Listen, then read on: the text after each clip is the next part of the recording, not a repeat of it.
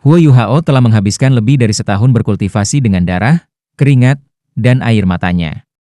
Selain bimbingan Skydream Iceworm, dia semakin mahir mengendalikan kekuatan rohaninya. Meskipun dia masih tidak memiliki lautan spiritual yang cukup besar, itu cukup rumit di bawah kendali halusnya atas kekuatan spiritualnya. Sebagai akibat dari itu, sepertinya masuk ke laut spiritual di tubuh Wang Dong sangat lembut ketika dia melakukannya dari pelipisnya.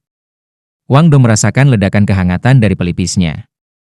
Setelah itu, dia tampak dalam keadaan agak bingung, seolah-olah semuanya tidak nyata lagi. Segera setelah itu, dia sangat merasa seolah-olah seseorang secara terbuka memata-matai dirinya. Kekuatan spiritual Huo Yuhao memasuki lautan spiritual Wang Dong tanpa hambatan.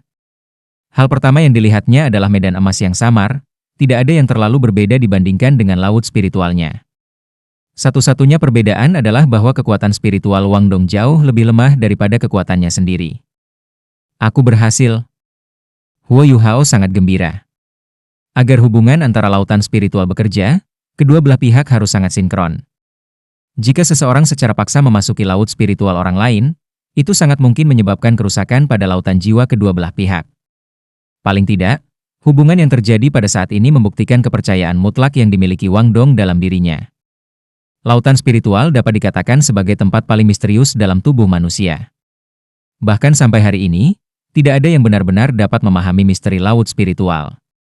Sebagai akibatnya, Huo Yuhao sangat berhati-hati karena mulai menggali ke kedalaman laut spiritual Wang Dong. Tetapi pada saat ini, aura menakutkan yang tak terlukiskan tiba-tiba muncul dari lautan spiritual Wang Dong. Aura yang tak tertandingi itu seperti gunung. Ketika dihadapkan dengan kekuatan yang begitu menakutkan, kekuatan spiritual Huo Yuhao sekecil setetes di lautan. Lari. Suara kaget Skydream Iceworm tiba-tiba terdengar di dunia spiritual Huo Yuhao. Kekuatan hisab besar datang dari belakang. Tepat sebelum kekuatan menakutkan yang menakutkan itu bersentuhan dengannya, kekuatan spiritual Huo Yuhao sudah sepenuhnya dilucuti kembali ke tubuh aslinya. Meskipun itu yang terjadi, Huo Yuhao masih merasa bahwa pemandangan di depan matanya telah berubah menjadi dunia emas. Setelah itu, seluruh tubuhnya terbang mundur dengan cara yang benar-benar tidak dapat dikendalikan, dengan kejam memukul dinding.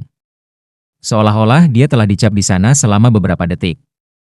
Hanya setelah itu ia perlahan-lahan meluncur ke bawah sementara laut rohaninya mulai bergetar hebat. Skydream Iceworm nyaris tidak membuat laut spiritual Huo Yuhao tetap utuh saat melepaskan kekuatan spiritualnya yang kuat dan tersegel. Meski begitu, Huo Yuhao tidak bisa mendapatkan kembali akal sehatnya untuk waktu yang lama. Wajahnya benar-benar pucat saat dia duduk dengan lesu di tanah. Pikirannya kosong. Setelah sekitar 10 detik berlalu, Huo Yuhao perlahan-lahan sadar, dan pemandangan di depan matanya terlihat jelas sekali lagi. Dia jelas melihat Wang Dong berdiri di sana dengan matanya masih tertutup saat tubuhnya perlahan menyerap cahaya keemasan.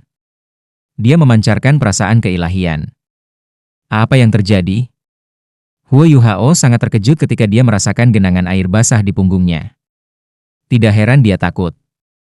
Beberapa saat yang lalu, dia jelas merasa seolah-olah dunia spiritualnya akan hancur total jika Skydream Iceworm tidak menarik kekuatan spiritualnya kembali ke laut spiritualnya.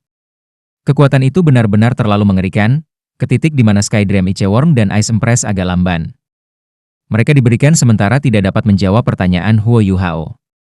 Apa sebenarnya yang tersembunyi di lautan spiritual Wang Dong yang mengejutkan kedua kekuatan itu dalam benaknya? Tetua Electrolus, apa sebenarnya kekuatan itu? Bagaimana itu bisa begitu kuat? Huo Yuhao bertanya, merasa ngeri. Karena prosesnya terlalu singkat, aku juga tidak bisa memastikan apa itu. Aku hanya bisa samar-samar merasakan ada sesuatu yang tersegel di dalam tubuhnya. Segel ini sangat kuat, jadi sangat kuat. Bahkan ketika aku berada di posisi terkuatku dalam kehidupanku sebelumnya, aku khawatir aku bahkan tidak bisa membandingkannya dengan anjing laut ini. Segel ini tampaknya menyegel sesuatu di tubuh Wang Dong, atau dengan kata lain, sesuatu dalam kesadarannya. Tetapi pada saat yang sama, itu juga melindungi laut spiritualnya sehingga tidak menimbulkan korosi. Bagaimanapun, kamu tidak harus mencobanya lagi. Hanya satu langkah kemudian, dan tubuh dan jiwa kamu akan dilenyapkan. Syukurlah, cacing besar sensitif terhadap kekuatan spiritual, dan mampu menyelamatkan kamu dalam waktu, Electrolus berbicara dengan nada berat. Secara alami, Huo Yuhao tidak berani mencoba lagi. Kerahnya benar-benar basah kuyup dari belakang. Dia tidak akan pernah berpikir bahwa hasilnya akan seperti ini. Ini seperti yang dikatakan Tetua Elektrolus. Dia hampir pergi ke anjing. Tetua Elektrolus, apakah situasi ini akan membahayakan Wang Dong? Huo Yuhao bertanya dengan mendesak. Tidak, seharusnya tidak. Situasi ini sebenarnya sangat langka, tetapi tidak seperti ini yang belum pernah terjadi di antara manusia sebelumnya. Ada beberapa situasi di dunia manusia yang akan menyebabkan manusia memiliki sifat seperti dewa, sama seperti ini. Sederhananya, ada dewa di tubuh teman kamu, kata Elektrolus. Dewa hanyalah ilusi di dunia tempat aku berasal. Begitu seseorang menerobos wilayah itu, mereka harus menyerahkan tubuh jasmani mereka dan semua yang mereka miliki. Dewa mengembangkan dirinya di seluruh dunia dan mengendalikan segalanya, namun tidak mengendalikan apapun pada saat yang sama. Ini adalah alasan utama mengapa orang-orang dari duniaku tidak mau menjadi dewa. Ketika para dewa muncul, jiwa mereka akan menyebar ke seluruh dunia. Jika kehidupan baru menghiasi dunia ketika itu terjadi, vitalitas bayi yang baru lahir mungkin akan menyebabkan sedikit saja jiwa dewa memasuki tubuh mereka. Ini sangat bermanfaat bagi manusia karena akan memberi anak itu bakat. Selain itu, dewa ini tidak akan mempengaruhi tubuh bayi yang baru lahir, dan secara bertahap akan menghilang seiring usia manusia. Singkatnya, ini disebut keberuntungan. Mereka yang memiliki dewa di dalamnya adalah individu yang beruntung. Bukankah kalian punya pepatah di mana orang yang beruntung tidak memiliki kekhawatiran dalam hidup? Setelah mendengar penjelasan Elektrolus, Huo Yuhao dengan lembut menghela nafas. Semuanya baik-baik saja selama Wang Dong baik-baik saja. Secara alami, dia tidak akan mencoba dan membongkar laut spiritualnya lagi di masa depan. Pengalamannya beberapa saat yang lalu benar-benar menakutkan. Skydream Iceworm dan Ice Empress tidak memberinya penjelasan lain. Setelah semua dikatakan dan dilakukan, mereka adalah binatang buas, dan pemahaman mereka tentang dunia manusia tidak sedalam seperti yang dimiliki Elektrolus. Selain itu, dewa yang seperti Segel benar-benar tidak menyembunyikan niat jahat terhadap Wang Dong. Itu hanya diam-diam melindungi jiwa Wang Dong.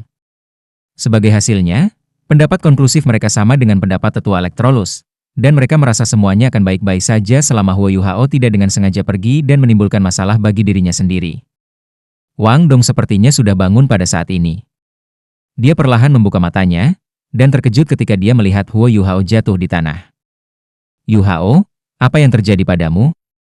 Dia dengan cepat melangkah maju dan meminjamkan Huo Yuhao lengan.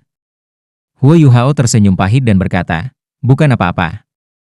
Aku baru saja memaksa masuk ke laut spiritual kamu sekarang, dan itu menghabiskan terlalu banyak kekuatan spiritual aku. Itu saja. Status kamu sangat normal, dan tidak ada yang salah dengan kamu. Aku rasa itu adalah beban psikologis sejak ketika kamu mengembangkan jiwa bela diri kamu sebagai seorang anak. Jangan terlalu memikirkannya. Kamu tidak harus menggunakan alat jiwa jika kamu tidak menyukainya. Bagaimanapun juga, kamu memiliki aku. Ayo, mari kita kultivasi sebentar. Aku mengkonsumsi banyak kekuatan spiritual aku sekarang, jadi kamu perlu membantu aku. Apakah kita akan tinggal di sini, atau kita akan pergi ke sisimu? Wang Dong melihat wajahnya yang pucat dan dengan cepat berkata, mengapa kamu menyiksa dirimu sendiri? Kami akan tinggal di sini. Saat berbicara, dia membantu Huo Yuhao ke tempat tidur. Keduanya menempelkan telapak tangan ke tangan yang lain, dan fluktuasi lembut kekuatan jiwa menyatu menjadi daya Hao Dong, mulai beredar di dalam tubuh mereka. Baru saat itulah Huo Yuhao merasa agak lebih kuat dari sebelumnya. 1000 mil jauhnya, sebuah kastil besar yang dibangun di atas puncak gunung.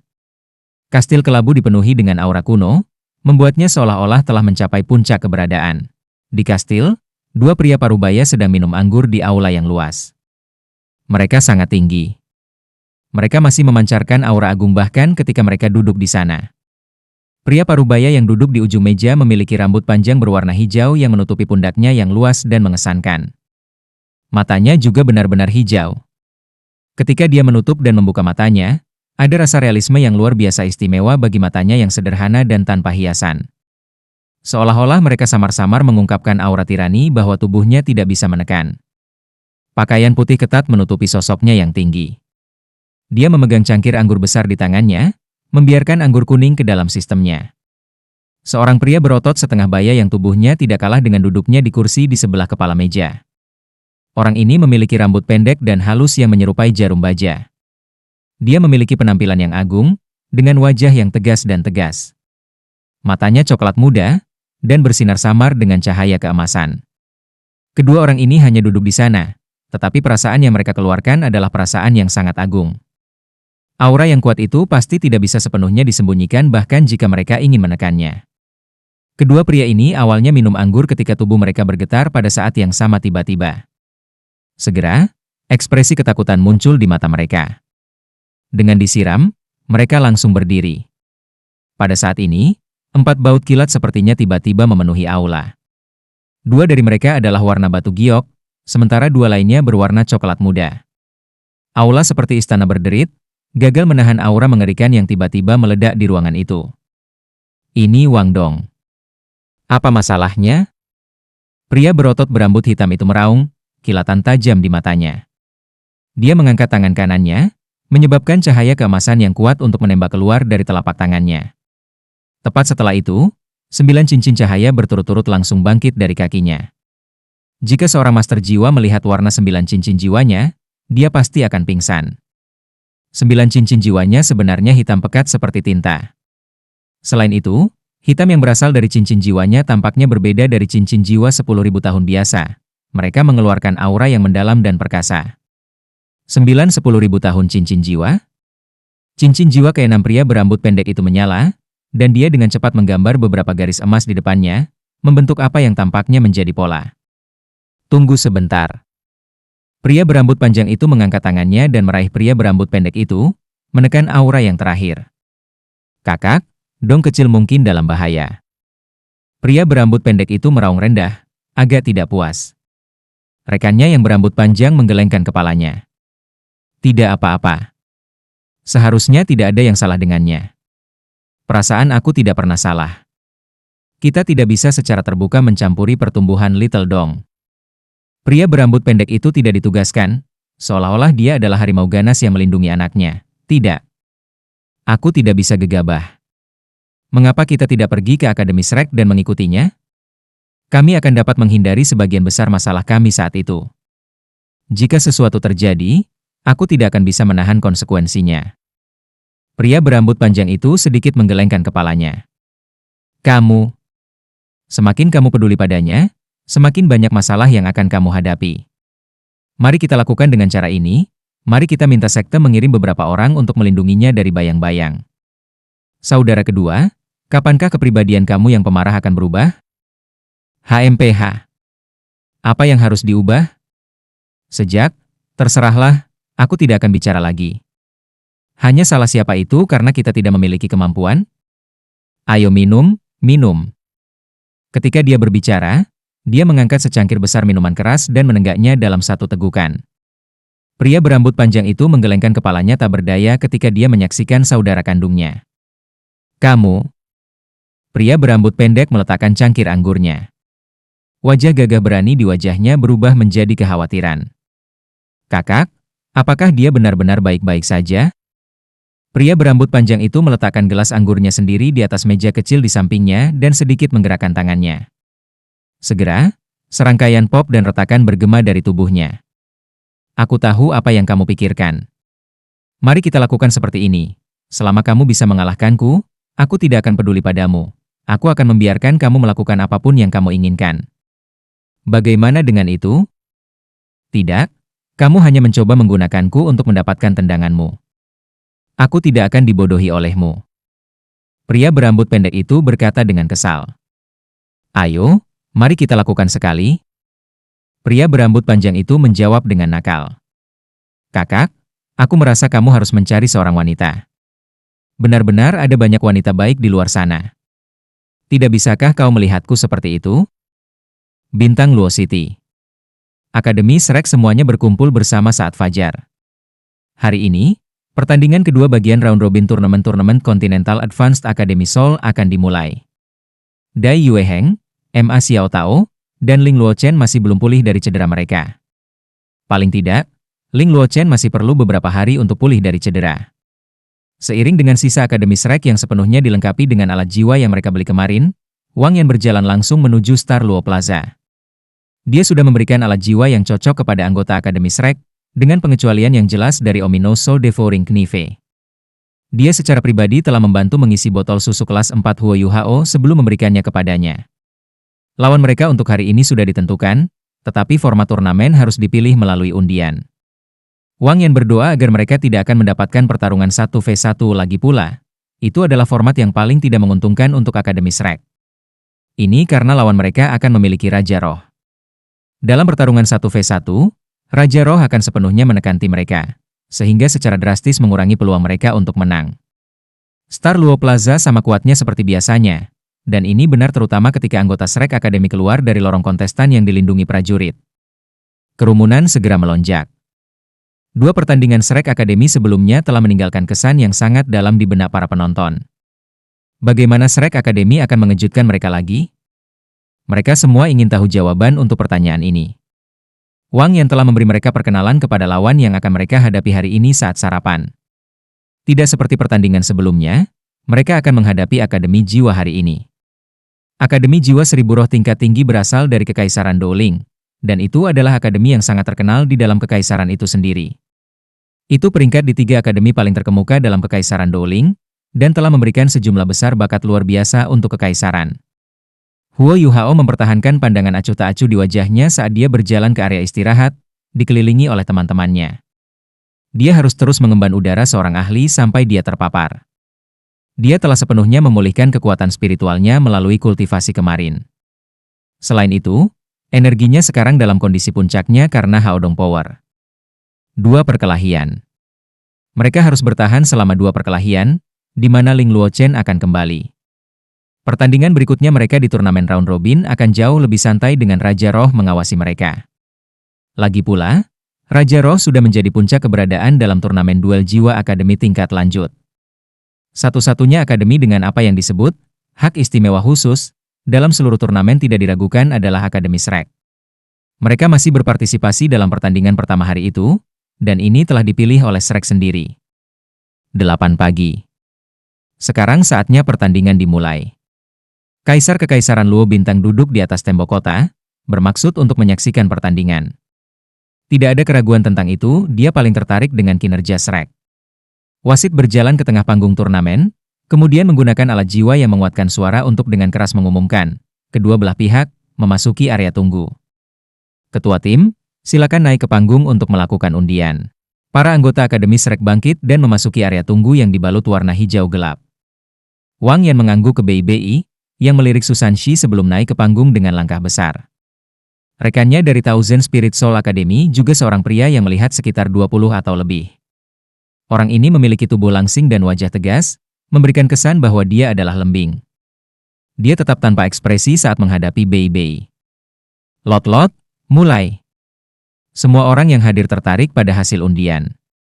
Pertandingan apapun yang diikuti oleh Shrek Academy akan sangat menarik, terlepas dari format apa yang dipilih. Saat ini, para penonton hanya berharap agar lawan mereka bertahan sedikit lebih lama, sehingga mereka bisa menonton pertarungan yang lebih menarik. Doa Wang Yan berhasil, hasil undian adalah yang paling dia inginkan.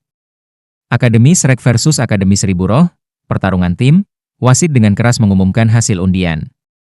Pertarungan tim tanpa ragu format yang berisi perkelahian paling intens dan komprehensif yang menguji kekuatan keseluruhan kedua tim. Para pemimpin dari kedua tim tidak keberatan dengan ini. Kedua tim, ambil lapangan. Suara wasit menggelegar. Hicha Ito, Susan Shi, Jiang Nanan, Xiao Xiao, Huo Yuhao, dan Wang Dong semuanya berdiri. Satu demi satu, mereka naik ke panggung di bawah tatapan mendukung Wang Yan. Wang Yan telah mempersiapkan sebagian besar untuk pertarungan tim di pagi hari. Dia sudah memiliki semua strategi mereka, dan yang perlu dilakukan Shrek adalah mengeksekusi mereka. Kedua pihak berdiri saling berhadapan di atas panggung. Bei dan Susan Shi berdiri di bagian paling depan, sementara Jiang Nanan dan Hicha Ito berdiri di belakang mereka. Ini diikuti oleh Wang Dong dan Xiao Xiao yang mengapit Huo Yuhao, yang berdiri di antara mereka. Huo Yuhao meletakkan tangannya di depan perutnya dan menutup matanya, seolah-olah dia sedang beristirahat. Sebaliknya, para siswa dari Akademi Seribu Roh Jiwa semua menatapnya. Setiap akademi telah melakukan analisis pada kekuatan Huo Yuhao setelah putaran eliminasi hari pertama. Meskipun tidak ada yang berpikir bahwa dia adalah eksistensi menakutkan yang mampu memiliki 600.000 tahun cincin jiwa, mereka memiliki harapan yang tinggi padanya. Setelah semua, Duo Golden Road di tengah kelayuan Melayu telah meninggalkan kesan yang sangat dalam di hati mereka. Mereka menang dengan satu serangan. Huo Yuhao tidak terlihat tua dari luar. Dia paling banyak berumur 14 atau 15 tahun.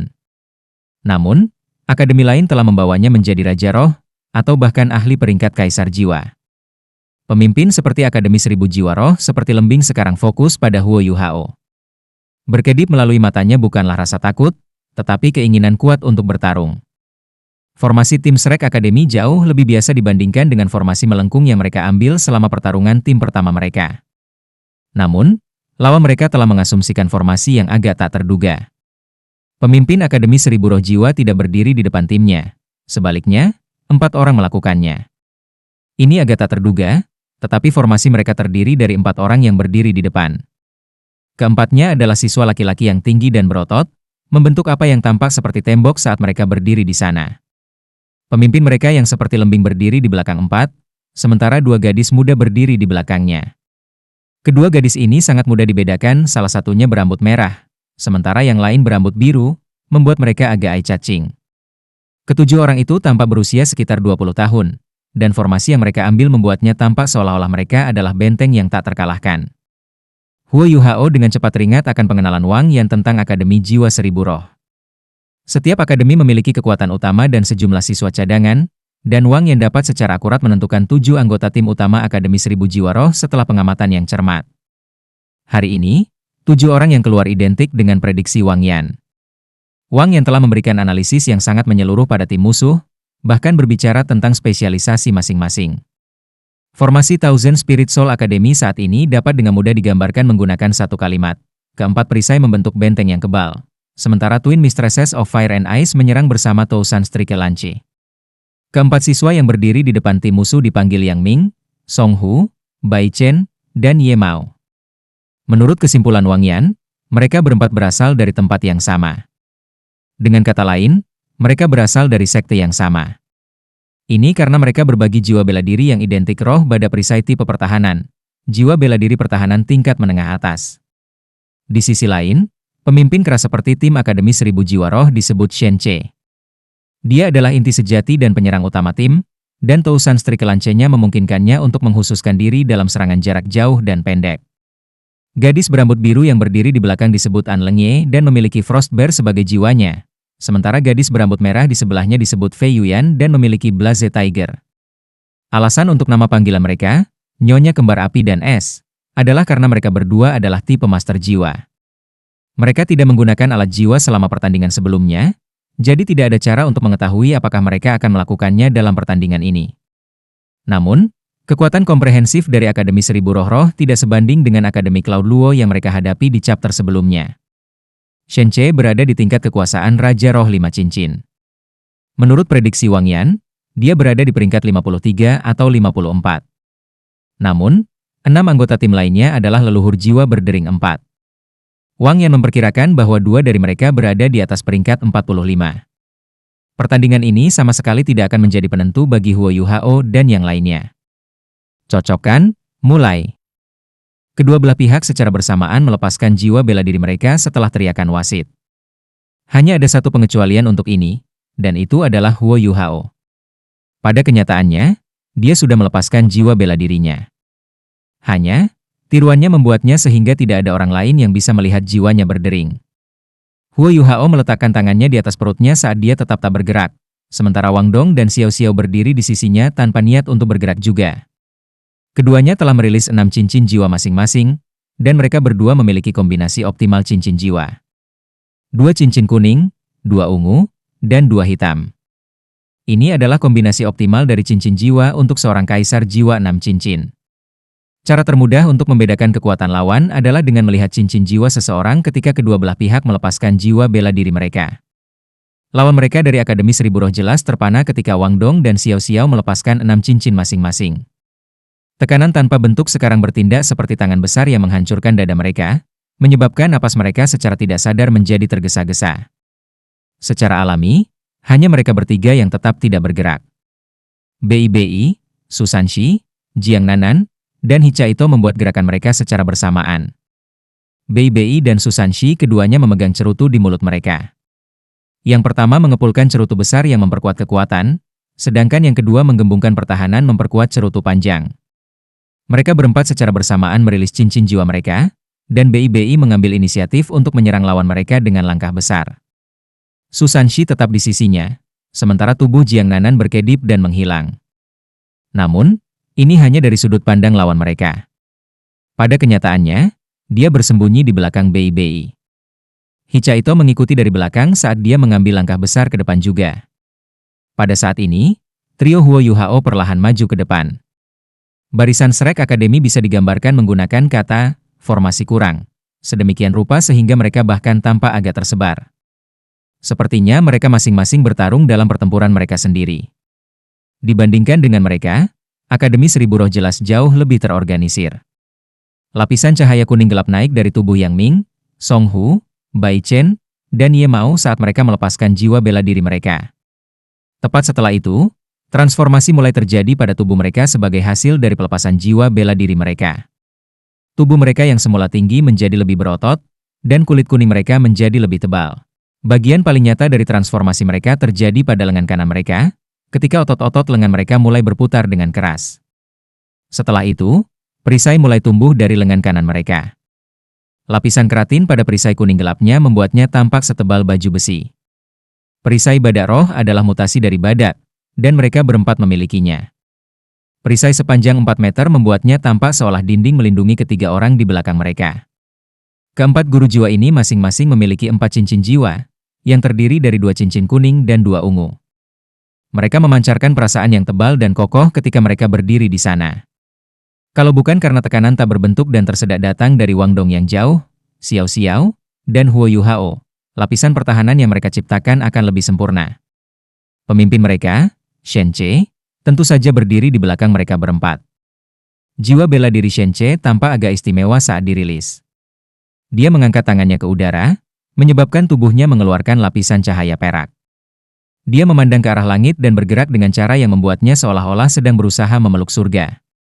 Tepat setelah itu, cahaya perak langsung melesat keluar dari punggungnya dan ke langit sebelum memantul kembali ke dalam dirinya setelah bersentuhan dengan penghalang pertahanan yang mengelilingi arena. Cahaya perak ini kemudian melayang di depannya. Lampu perak ini sebenarnya tombak yang sangat tajam dan panjang. Tubuhnya yang panjangnya 12 kaki bersinar perak cemerlang, dan ukiran samar menutupi permukaannya. Aura ketajaman yang kuat segera melonjak dari tombak begitu itu muncul di tangan Shen Che, menciptakan penjajaran yang berbeda dengan 4 roh badak perisai di depannya. Ini adalah jiwa bela diri Shen Che, Lunch Tousan Strike. Dia memberikan perasaan yang agak akrab kepada 7 anggota Shrek Academy, menjadi seorang guru jiwa tipe penyerang yang menggunakan jiwa alat. Mereka sebelumnya telah menemukan perasaan yang tepat ini dari salah satu anggota resmi dari 7 monster Shrek yang juga merupakan master jiwa tipe penyerangan, Chen Zifeng. Bukankah pedang Soul Chasing Chen Zifeng juga memiliki aura ketajaman yang mengerikan seperti ini juga? Aura Chen Zifeng telah ditekan oleh Ma Xiao Tao selama pertarungan mereka sebelumnya, sehingga kemampuannya tidak terungkap. Namun, Huo Yuhao dan yang lainnya merasakan betapa menakutkan ketajaman itu. The Tousan Strike Lunch berkedip dengan 2 cincin jiwa kuning dan 3 ungu. Tidak ada keraguan bahwa Shen Che yang berperingkat Raja Roh tidak dapat dibandingkan dengan Chen Zifeng. Namun, kemampuannya sangat mirip, dan kekuatan serangannya tidak diragukan lagi luar biasa.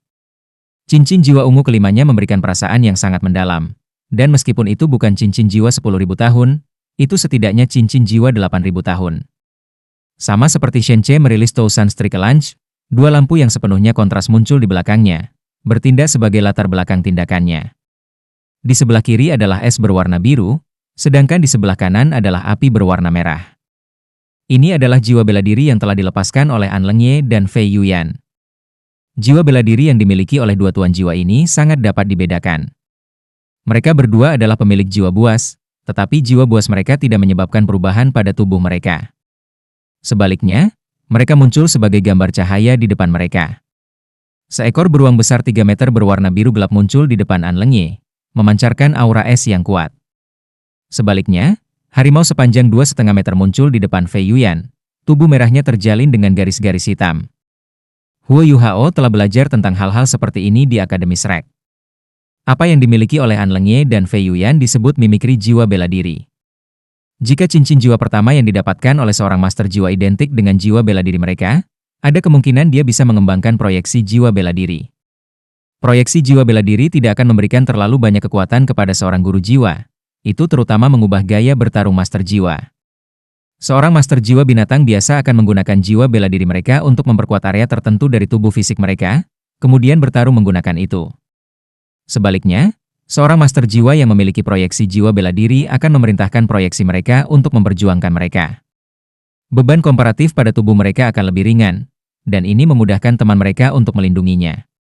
Namun, ada kelemahan yang sangat mencolok pada gaya bertarung ini, tubuh fisik mereka akan relatif lebih lemah. Karena itu, perlu bagi seorang guru jiwa untuk dengan hati-hati memerintahkan proyeksi mereka untuk melindungi diri mereka sendiri. Seorang Lengye, yang memiliki Frostbear, dan Fei Yuan, yang memiliki Blaze Tiger, seharusnya menjadi master jiwa tipe penyerangan. Namun, fakta bahwa mereka adalah anak perempuan dan klan mereka relatif kuat membuatnya sehingga mereka memilih untuk menumbuhkan proyeksi jiwa bela diri selama bagian paling awal dari kultivasi mereka. Ini memungkinkan mereka untuk menjadi master jiwa tipe kontrol. Ini adalah Nyonya Kembar Api dan Es, yang dibicarakan Wang Yan. Tidak seperti serangan pengisian Shrek, 7 anggota Akademi Seribu Roh tidak bergerak setelah melepaskan jiwa bela diri mereka. 4 pemegang spirit Rhinoceros Shields datang bersama-sama, melindungi anggota tim lainnya di belakang mereka. Pada saat yang sama, mereka berempat secara bersamaan merilis skill jiwa pertama mereka, Shield Wall. Bayangan kuning gelap yang tak terhitung jumlahnya berkembang dari roh badak perisai, dan 4 perisai seketika berubah menjadi 1000 perisai yang menghalangi garis pandang dan jalur 7 monster Shrek. Sayangnya, mereka tidak tahu bahwa deteksi spiritual Huo Yuhao telah diaktifkan sejak awal pertandingan. Tim Shrek tidak perlu menggunakan mata mereka untuk melihat apa yang terjadi di balik dinding perisai. An Lengye dan Fei Yuan yang terlihat elegan secara bersamaan melepaskan keterampilan jiwa mereka dengan hati-hati. Keterampilan jiwa An Lengye diaktifkan terlebih dahulu, dan Frost bermelangkah maju dengan kepalanya terangkat tinggi. Setelah mencapai dinding perisai, ia dengan keras membenturkan dadanya sendiri. Pada saat yang sama, cincin jiwa pertama An Lengye menyala. Gelombang cahaya biru es sedingin es langsung menyebar dari Frostbear, dan dinding perisai yang semula berwarna kuning langsung terbungkus dalam cahaya biru dingin. Ini adalah keterampilan jiwa pertama An Lengye, Frost Shield. Frost Shield-nya digabungkan dengan Spirit Rhinoceros Shields, menyebabkan kemampuan defensif yang terakhir menjadi 3 kali lipat. Orang yang memiliki peringkat kultivasi tertinggi setelah Shen Ce dalam Akademi Seribu Roh adalah An Lengye, yang merupakan guru jiwa peringkat 45. Kemampuan Frost tidak terbatas hanya pada itu. Setelah memukul dadanya, tiba-tiba dia mengangkat cakarnya yang besar dan menghantam tanah dengan keras. Gelombang cahaya biru es menyebar dari mereka, dengan cerdik bermanuver di sekitar 4 Spirit Rhinoceros Shields sebelum berkembang keluar. Aura sedingin es yang dihasilkan darinya segera menyebabkan suhu di panggung turnamen turun drastis. Ini adalah keterampilan jiwa kedua An Lengye, Frost Seal.